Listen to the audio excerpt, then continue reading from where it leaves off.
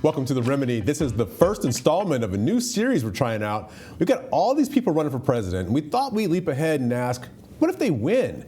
So today we're looking at the guy who is driving the policy debate in the Democratic primary, Bernie Sanders. Win or lose, Democrats live in a Bernie Sanders policy world now. But what if Bernie himself actually wins?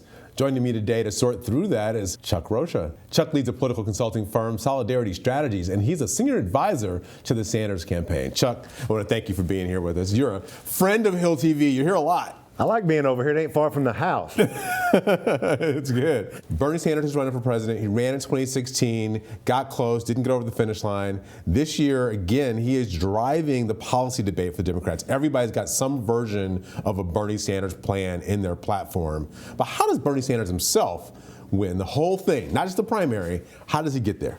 I think what he does is he excites a whole new group of people to participate in our democracy. I think that's what we're seeing. If you and me, and you've done this for a long time, if you look at the same old voters who show up in every election, he may or he may not win. It's tied with a bunch of people. But when you start adding new people to that formula through polling and things that we're looking at on the ground, he moves dramatically to the top. So the more new people that we bring into the process, the better we do as a campaign. That's not only right in the primary, but that's the same in the general. So you got Bernie Sanders versus all these folks. Here's a little bit of my math. What happens, I think, if you get to Iowa, Bernie Sanders comes in top 2 or 3 in Iowa, right? There's going to be a little bit of a bump after Iowa. He goes to New Hampshire, though. Deval Patrick's running for president. Deval Patrick might peel a couple of points off of Elizabeth Warren in a state like New Hampshire. You see Bernie Sanders, who did well there last time, you see Bernie Sanders win New Hampshire. Then you go to Nevada, which is a labor state, which is also heavily Latino. Bernie Sanders wins Nevada. Now you're fighting it out in South Carolina. You got younger voters versus older voters. People are looking for a winner. Bernie Sanders has been winning. You might see him carry the day there. Now you've got a momentum that's starting to build that takes you through California. That's my sense about what may happen in those first 4 states that get you to Bernie Sanders being one of the last 2 finishers, at least, if not the main guy. I think you're right about the scenario of when you get through those first few states. We're going to whittle the field down to just a few because a lot of people don't have the money to be playing anywhere other than Iowa. I think that's the biggest difference this election cycle. You have California now that's going to start voting on the same day as the Iowa caucuses. And for those of you at home, it means the ballots are going to be in the mail and they're going to receive at the mailboxes on the same day that the Iowa caucuses start. So they start voting in California on the same day as the Iowa caucuses. And 71% of California primary voters are going to have voted before Super Tuesday. I think that's one of the biggest keys. So the campaign who can build out a grassroots infrastructure, come in the top 1 or 2 in Iowa, like you said, and I think we're going to win Iowa. Then go to a state like New Hampshire where we won last time. We feel confident we'll win again. And then no matter what happens in Nevada or in South Carolina, which I think we're going to compete, if not win, get second or first place in either one of those, Super Tuesday, but with a special focus towards California, because it costs a lot of money, as Bloomberg is showing you right now, to run TV commercials in all the Super Tuesday states. Look, the first time I ever saw Bill Clinton, I was in college at Morehouse College.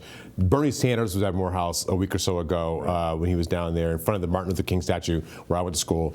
That was a big moment. A lot of students out in front. If he gets to Super Tuesday and he can turn out those students in those HBCUs in Georgia, Alabama, Mississippi, you start to see something really magical that could happen for Bernie Sanders in that scenario. There's 2 things that are happening across the country right now. This youth piece of these young kids who've come of age under Barack Obama, who now have Donald Trump as a president, who are really have a lot of anxiety about what's going on in their country, and they're still young enough to believe they can change it and really get involved. So I think you're going to see more of a youth turnout than you've ever seen back to the Vietnam War, of really seeing something that you can go and be a part of. That's A. Okay.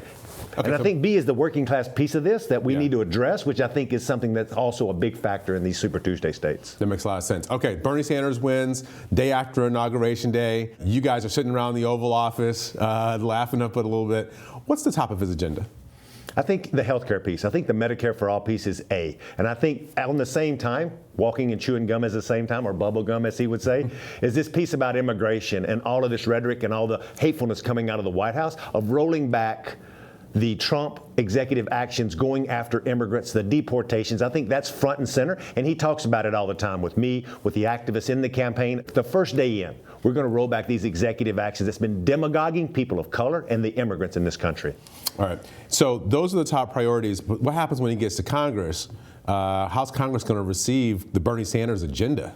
I've been thinking about this all morning, and this is the scenario I'll give you. There's a reason why Republicans in the House and the Senate right now will not challenge Trump, even though they know he may be wrong, because they don't want to go back to their primary voters and look them in the face, or voters in general. When Bernie Sanders has coattails all throughout this election down the ballot, and when he gets voted in, these congressmen and senators, even if in Republican areas like Mitch McConnell in Kentucky, are not want to go against their voters who probably voted for Bernie Sanders, and I think that's how he gets lots of this stuff passed through. You know, you said something a couple of minutes ago that dovetails with what you're saying right now.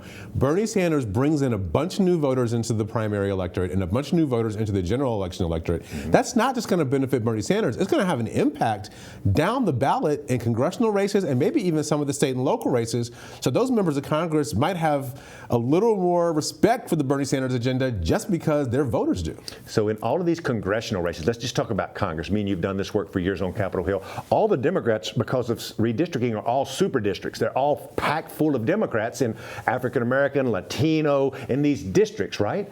But nobody, because it's a safe Democratic district, nobody goes spends a bunch of money to get Democrats out in a seat that's safely Democratic. But if you bring a bunch of new people in there, it don't take a lot of new people to shake up that system, a la AOC in New York City, where she won with like 10,000 votes. You think you might bring some more AOCs in? I think you'll bring a lot more people to the process. And if that Democratic congressman or congresswoman is smart, he's talking or she's talking more so than they ever have during a primary to new registered voters going, hey, I'm Chuck Rocha. I'm your congressman. Don't forget, I'm on the ballot and I stand with Bernie and the progressive movement and we're fighting against Donald Trump. If I was their consultant, I would be telling them that. All right, so this hasn't happened yet. So I'm going to ask you to play advisor, which is what you do for a living. Play advisor. Bernie Sanders wins the nomination. Does he pick a VP who is like him, or does he try to pick a VP who's a little bit more, to the center to keep people happy who might be feeling a little queasy about a Bernie Sanders candidacy? Look, I have no idea who he's going to pick, and he said it's too early to talk about it, but this is what I will say. By having a relationship with Senator Sanders and understanding him to his core, he lives his values every day in literally every single thing that he does, and I promise you he will not be trying to appease a right wing or a middle of the road. Bernie Sanders will probably stay true to his values and want to elect somebody who stands with him on most, if not all, of the issues, because that's just who he is to his core. And that's why he's winning, is because he stays true to our movement. He stays true to the issues that now all the other candidates are talking about. And that's the kind of person I bet you can expect to see from him, is somebody that lines up with us, this campaign, and working Americans all across the country. All right, so you said Bernie Sanders, Nina Turner ticket. I got it right here on the. I'm just joking. But thanks a lot for being here, Chuck. Thanks for having me. All right, we're going to talk a little bit more about this with our panel of experts coming up next.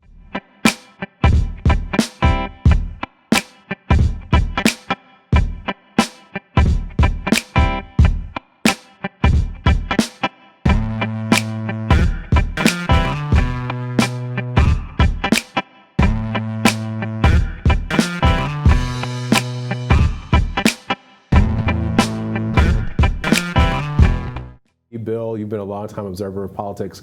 What's happening in D.C. when the Bernie Sanders train arrives?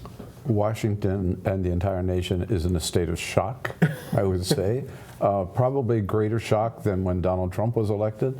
What? We just elected a socialist? What? The revolution is here? And I think the reality would be that the revolution would arrive in the form of a president like we've never seen before. I mean, I know Bernie really well. Two things I would just say about, before we get into the details of what he might be pushing, is number one, he is all business, right? I mean, I've had a lot of meals with Bernie. Every one of them has been a working lunch or a working dinner. He doesn't play golf. I don't think he's ever taken a vacation. I don't know whether he knows the names of his grandkids. He is all about public policy. He always has been, number one. Number two, we've seen, the problem I have with Democrats is when they get elected, they always feel they have to go to the middle. They have to go slow. They can't rock the boat, right? Not with Bernie. He will be 100% progressive from day one. It'll be everything goes overdrive, if you will. From Well, day as no middle of the road. As Chuck Rocha told us this morning when we had a conversation with him, for Bernie to win, he's probably going to animate a bunch of Democrats or a bunch of voters who are not very typical voters. And they're going to come into the primary process and come into the general election, which means there's probably a tail on the Bernie Sanders electorate, which means he may bring a bunch of other people with him to Washington or scare traditional Democrats who are sitting there watching all these new voters come in and tell them what to do. Right, and those people will want him to go full bore, right? They'll want him to go full bore on health care, right, single payer. They want him to get everybody out of, troops out of Afghanistan, right? They want him, infrastructure, $1 trillion, damn right, do it from day one. All right, so Bill, that's what's happening in Washington. Ladan, you work on the global scene a lot. You've been doing this for a long time, president of AARP International for a while, and you've been Georgetown Business School. What's the reaction around the world and the business community, the global business community, to a Bernie Sanders presidency? Global reaction would be whiplash. Did we get the pendulum swing of Donald Trump?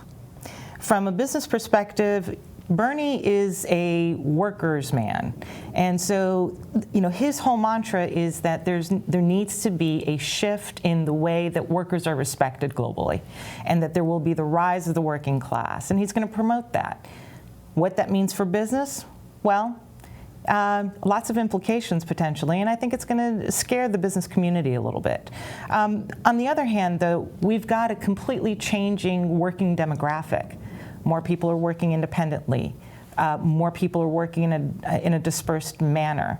There's a huge wage gap. And so those are elements that are really affecting the global economy. But it's happening all over the planet. It's happening all over the planet, and it's actually happening faster in Europe, for example, than it is in the U.S. And it's something that's going to spur a movement of a change in a rise of a new union movement potentially as well. We're hearing things happen already. I had a conversation with a union leader about 2 weeks ago, and they themselves are looking at themselves really, really critically, but they are gearing up for a change in their own ranks, and that's going to have a global ripple effect as well. Well, Michael, we're talking about a Bernie Sanders presidency, but the truth is, whether Bernie Sanders wins or someone else wins, the Democrats now live in a Bernie Sanders policy world. So many of the policies that are being put forward out of all the Democratic candidates are either like stark blue Bernie or kind of light blue Bernie, but we're in like a Bernie Sanders agenda. Right now we are. But even if Bernie wins, he's going to have to wrestle with the internal contradictions of his policies. And let's just talk about Medicare for all, because this is going to be healthcare, healthcare, healthcare all the time. So right now at this point, he's going to have two mandates if we had a Bernie Sanders win. One is to put in Medicare for all. The other is to cut costs, because otherwise he has to boost taxes enormously. And the problem is, and you talk about the workers, the single biggest cost in the healthcare system is workers. Okay, U.S. healthcare workers are actually very well paid compared to their global counterparts. That's a big part of the reason why there's a difference. And he's going to be, depending on how he treats that question, he's going to have to face a different set of contradictions. So I would say that yes, right now, the Bernie Sanders wing of the Democratic Party is riding pretty high, but people are sort of feeling out that this maybe is not where they want to be. So I think his numbers are a little bit different, but the Urban Institute and Brookings put a price tag on Medicare for all at about $32 trillion. There's really two pieces of this. One is the price tag, and the other is who pays it, and do they try to squeeze costs in order to bring down the price tag? That's going to be the big. That's the Sanders argument. That they will do that. But yeah, but the only way, the single biggest cost that's in the system is the workforce. It's half of the cost of healthcare is healthcare worker compensation. Well, when you talk about paying for this bill, I think people, and you guys feel free to jump in here, you talk about paying for this. The wealth taxes that Bernie Sanders is talking about are pretty big taxes. He's going after people over $32 million. Starts at 2% on people who make $50 million who are worth $50 million or more, 3% at $250 million, 4% at $500 million, up to 8% on $10 billion, and that he sees that bringing down the wealth of billionaires in half over the course of 15 years. Is that the kind of thing that America is ready to sign up for? What happens when that plan gets put before Congress? First of all, I would say if he's elected, America has signed up for it. And to reinforce the point you just made, we are living in the age, really, of Bernie Sanders. Now, he may not be the nominee, but we're assuming for this conversation that he is. But you're right, he's had more of an impact on public policy than Hillary Clinton did, even though he didn't get the nomination. His ideas are the ideas of the Democratic Party today. And my point is that Bernie's got that plan, and there's no doubt that he's going to follow through with that, either legislatively or as much as he can do by executive order. And that's true with everything he's talking about. That's true, I think, with infrastructure, with immigration, with college for all, Green New Deal. For all, Green New Deal. You got it. I mean, he's gone, boom. I think this will be put FDR almost in second place in what he will at least attempt to get done in the first 100 days. Sorry, Michael. No, but if you start asking people what taxes they'd like to raise on themselves, okay, if you're in the middle class, okay, if you actually look at what the numbers call for, you sort of end up with maybe people are not so interested in the details of the plan. It's easy enough to sort of say that you're going to raise a lot of money by taxing billionaires. It's harder to get a hold of that money because that money can be anywhere. So the real question is, what is it that he's going to be able to actually implement? So we may be there, but the realities of the country and the appetite of the country and what can technically get done, maybe some things by executive order, but who's going to control Congress? And what are we truly going to be capable of doing? Now, when we're talking issues around trade as well, and the implications of trade, we got some healing to do. Well, we know Bernie Sanders is against getting back in the TPP. Oh, yeah. We know he's against the USMCA. Yes, he So is. what does happen with trade? Well, right now, what President Trump is doing is breaking all of the trade agreements and renegotiating essentially bilaterally one by one. And what Bernie's going to do is potentially not be too dissimilar from that. And it's going to be about protection of environmental and workers' rights. Those are going to be at the core of it. So what is going to be the true cost? Now, on the flip side of it, we need to understand, though, that slapping on tariffs is only going to hurt the American populace, not necessarily have the global ramifications that we think they are. Plus, we need to recognize that China and Russia are going into Africa and other markets that we are pulling out of. So, do we want to stay a supreme power as a country, or are we going to let the others get ahead? Michael, I see you hopping out of your chair over here. I'm not hopping out of my chair. I think there's a lot of things that Bernie doesn't talk about, okay? He doesn't talk about manufacturing. He doesn't talk about innovation, okay? To the degree he talks about innovation, it's green innovation. He doesn't talk about some of the issues. Which is pretty important. Well, it's important, but he doesn't talk about the issues. Pretty today, right? I mean, but if we're talking about having to win the center of the country, and not just win the center of the country, okay, with one set of policies, but broaden things out, right? You have to be willing to sort of talk about the issues that people in the center of the country care about. I also want to point out, when you talk about the tail, a lot of the people in the tail would be flipping Trump districts and Trump states, and so they're more likely to be moderate. And that gets to the question about who he's going to have in Congress to support him. right. Bernie, I mean, you talked about investing $16.3 trillion, he says, in R&D and a bunch of other things through the Green New Deal, and creating 20 million jobs through the Green New Deal. Right.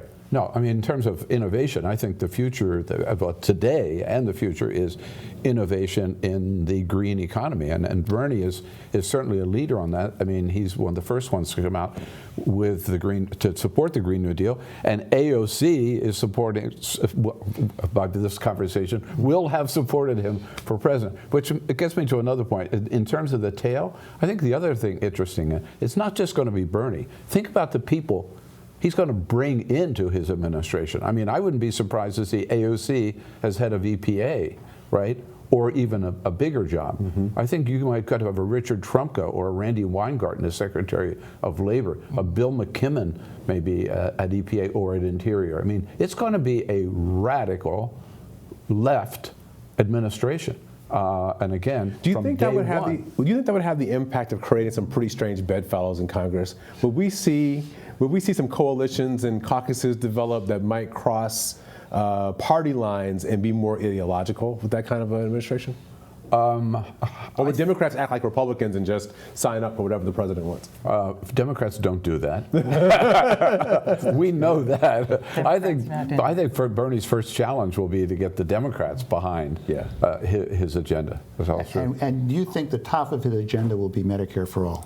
Well, yes, I do. And that's the big price tag one. Yeah. And it's also the one that requires the most restructuring of the economy. And it's also going to be the one where people scream the most. But if he also addresses immigration, yes, if he takes that on initially, and he's been talking about that lately, that will get wins with the business community.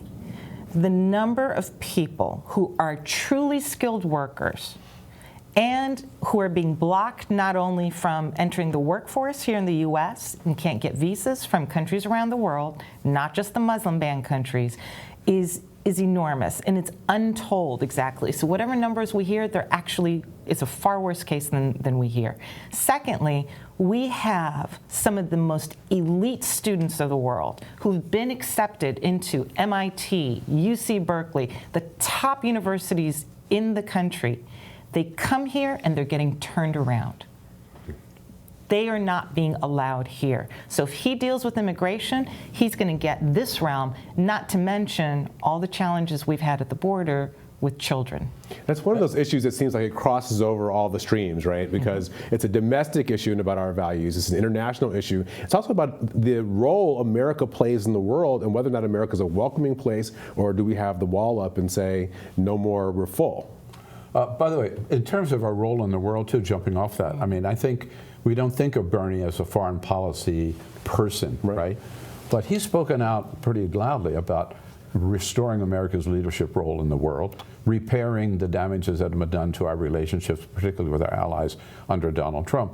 And he's also said on day one, we're back in the Paris Accords. On day one, we're back on the Iran nuclear deal. I think on day one, he has said, Doc is going to do a lot on day one, right? Yeah, but right. Those are priorities. And he's talking about rewriting our relationship with Saudi Arabia, really pushing for a two-state solution in the Middle East. So I think there are going to be radical changes on the domestic front and on the foreign policy front from day one. The Iran nuclear deal is really critical.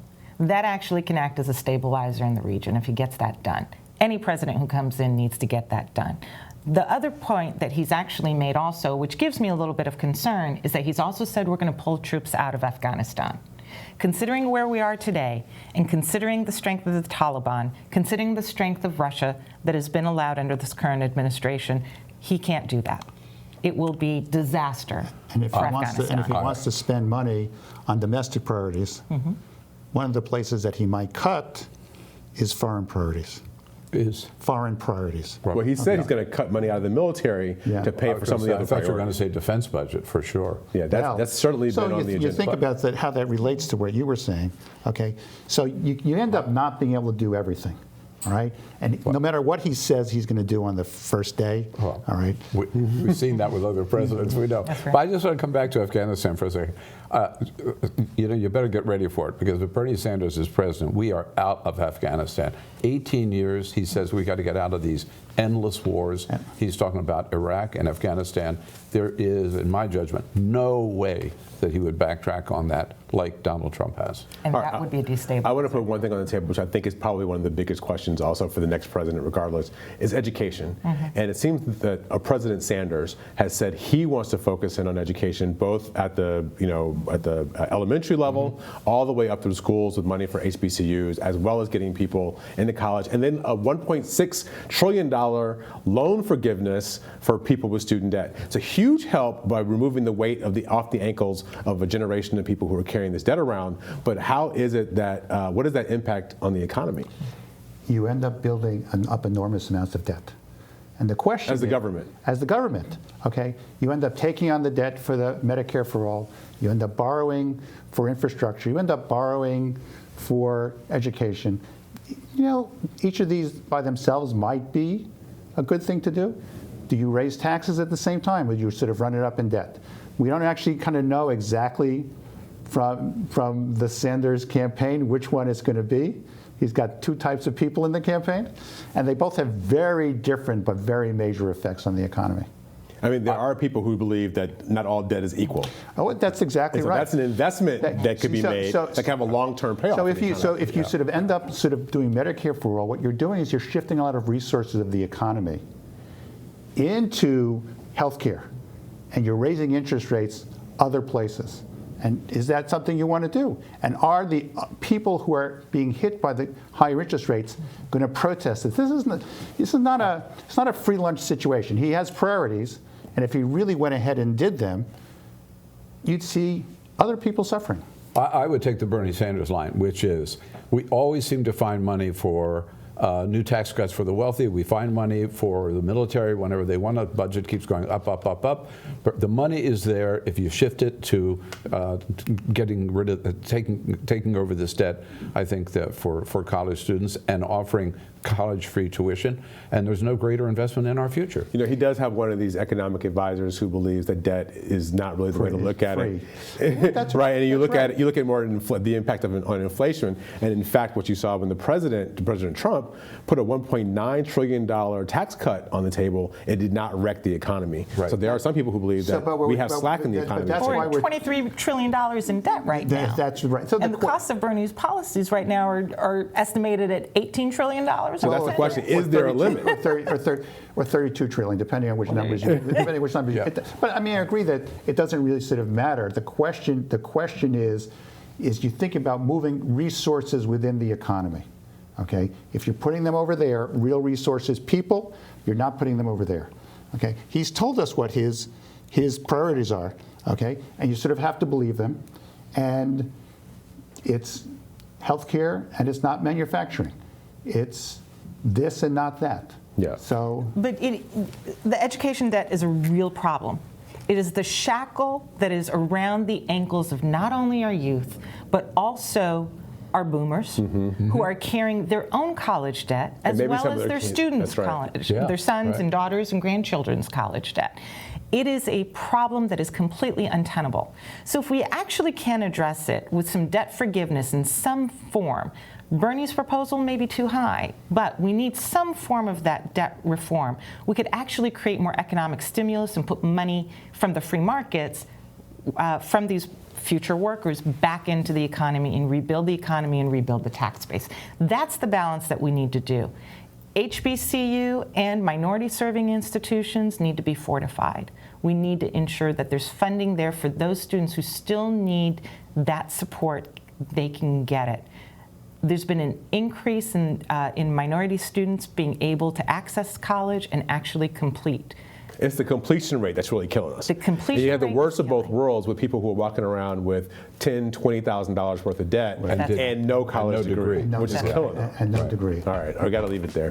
Thank you all for joining. Fasten your seatbelt. President Bernie Sanders is on the way. Thanks for watching Hill TV on YouTube. Be sure to click subscribe and hit the bell so you know when we post new videos. And head to thehill.com for all the latest political news.